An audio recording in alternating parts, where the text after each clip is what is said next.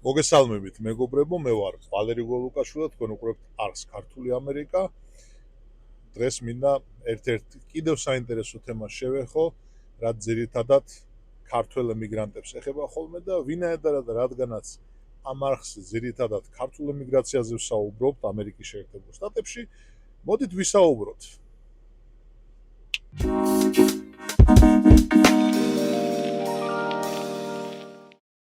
გუშინ არ დაწყებულა ეს ჩემი გადმოსახედა პრობლემა, არც გუშინ წინ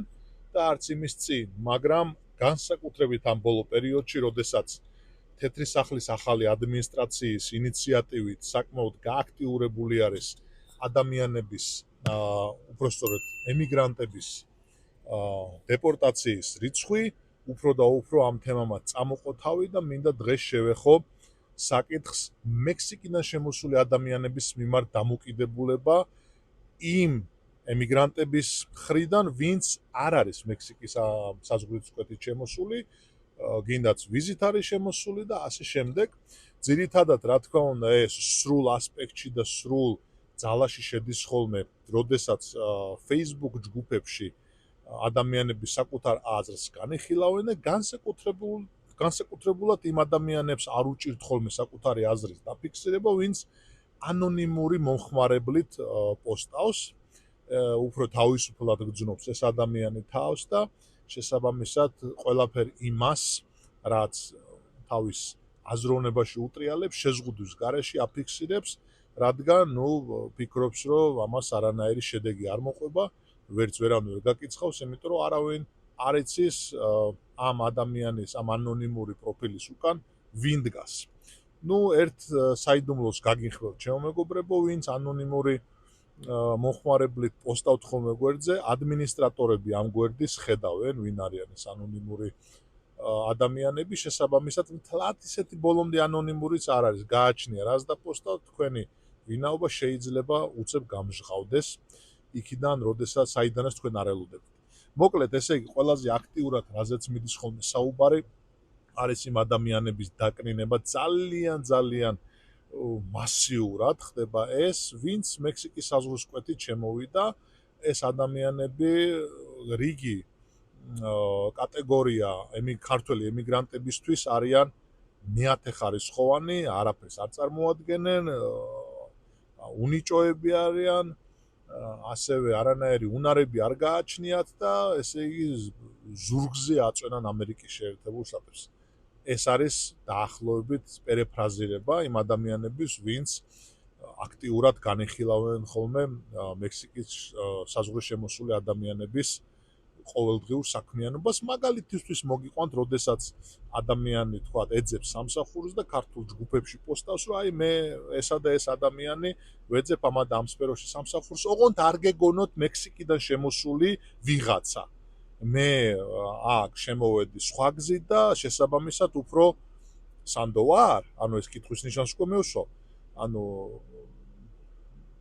უკვე ხო გამოიხატება ამ ფრაზაში მაგალითისთვის, როგორი დამოკიდებულება არის, ჩავეძიოთ მექსიკის საზღვრიდან შემოსული ადამიანების რაობას, რა ვიცი, ხო რა, რაობას, ვინ არიან, რას წარმოადგენენ და საერთოდ საზღვრავს თუ არა რა გზით არის შემოსული ადამიანი, მის სტატუსს მე ვიძახი საზოგადოებრივ სტატუსს, მის უნარებს, მის ცოდნას, მის განათლებას. მოკლედ, პირველ რიგში ვინც არ იცის, მექსიკის საზღვრისკვეთით, როდესაც შემოდის ადამიანი, სრული უმრავლესობას აქვს ოფიციალურად, ლეგალურად უფლება მოითხოვოს თავშესაფარი ამერიკის შეერთებულ შტატებში და იგივენაირი უფლებებით სარგებლობს, როდესაც ადამიანი სხვა გზით შემოვა, გინდაც ტურისტული ან ნებისმიერი სხვა ვიზით და ითხოვს თავშესაფარს. ან რა ვიცი, სხვა მიმართულებით. ერთ-ერთი მიმართულებაა საიმიგრაციო პროცესისა, რომელიც სახელმწიფოდან მინიჭებული უფლება არის, საიმიგრაციოდან მინიჭებული უფლება არის და კონსტიტუციით არის დაცული. შეიძლება ადამიანებმა ვიდაოთ ჩვენ რამდენად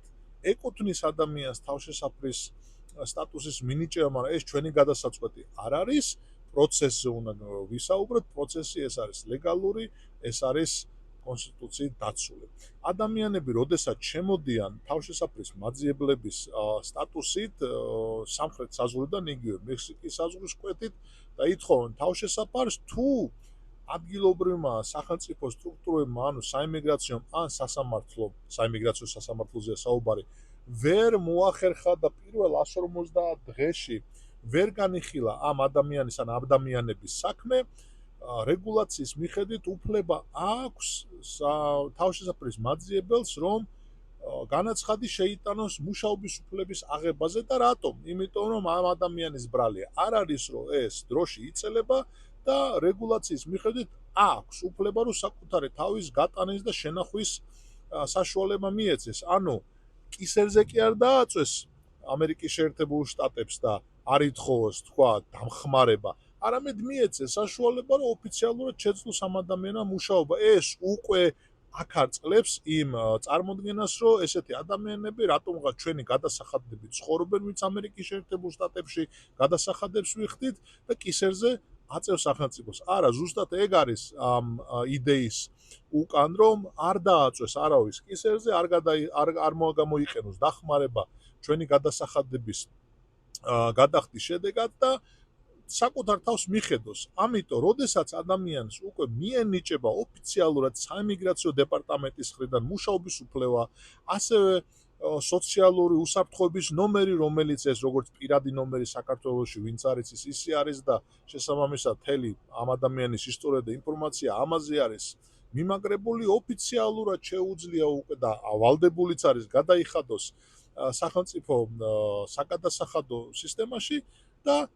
დაელოდოს თავის რიგს. ესე იგი, აი ამ ადამიანებზე მიდის ხოლმე საკმაოდ დიდი შეტევა, მათი დაკნინება, მათი გაუბედურება.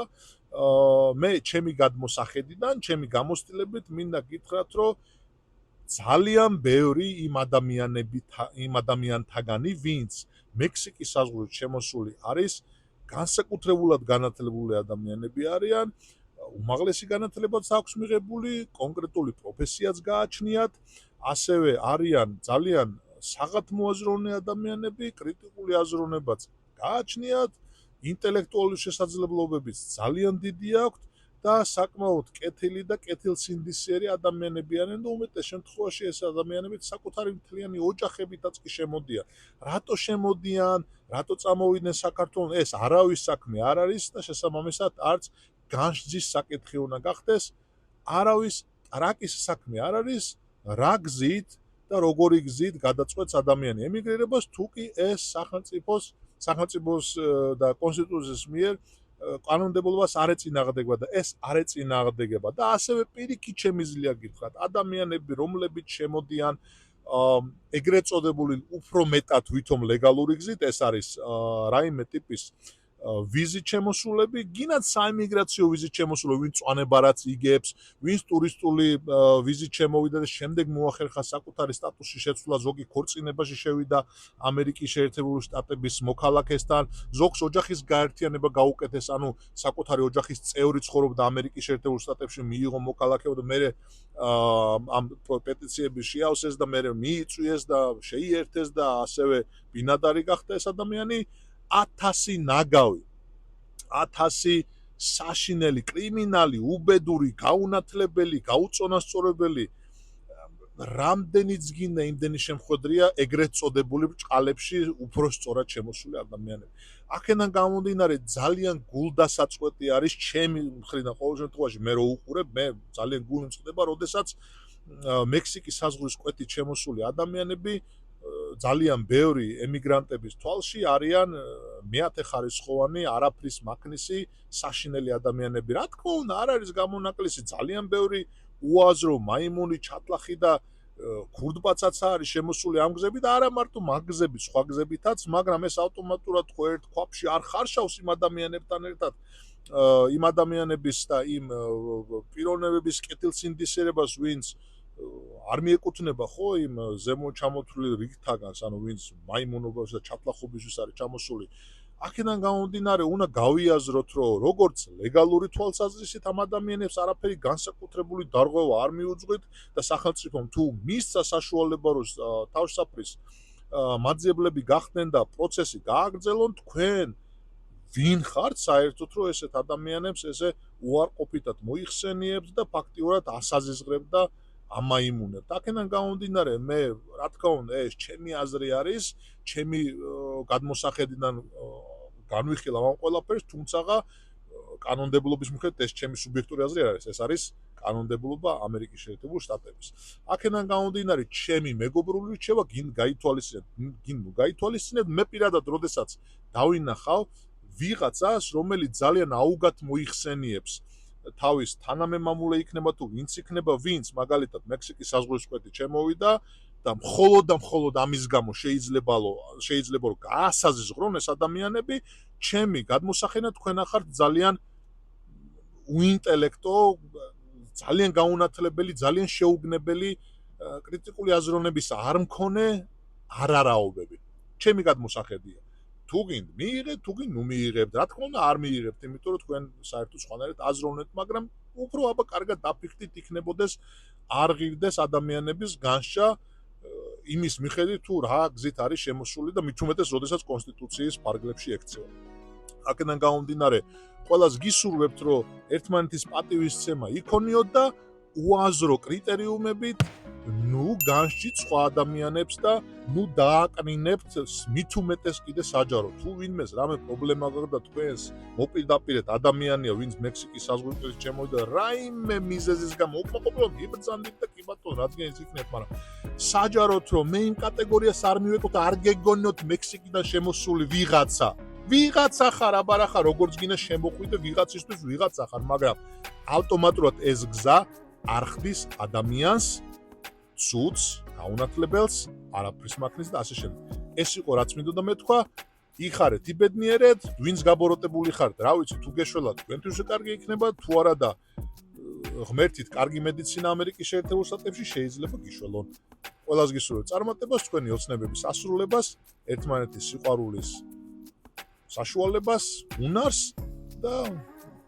რა ვიცი რა, twin ხო გვაქვს ღმერთმა დაგვაფერთხა და გამოვიყენოთ ცოტა მეტად. ვაი თუ გამოგვადგეს.